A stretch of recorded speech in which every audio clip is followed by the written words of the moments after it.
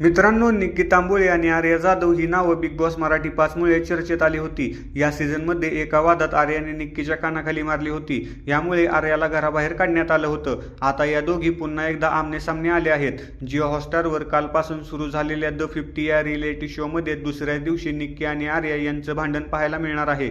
The 50 हा show नुकताच सुरू झाला असून कालच त्याचा पहिला एपिसोड रिलीज झाला।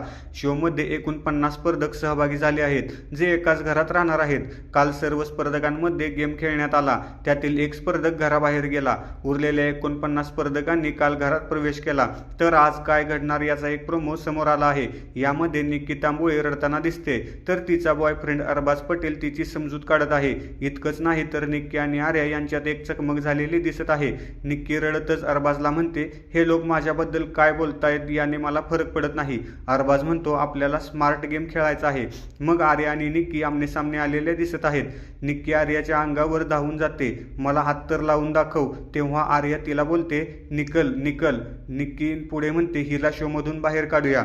निक्की आणि आर्यामध्ये वाद टोकाला गेलेला दिसत आहे। बिग बॉस प्रमाणे इथे दोघी भिडले आहेत।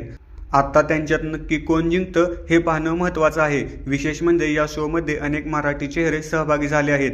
निक्की, अरबाज, आर्यासोबत जान्हवी किल्लेकर, शिव ठाकरेही आले आहेत। निक्की, अरबाज आणि जान्हवी सध्या एका टीममधून खेळत आहेत। धन्यवाद।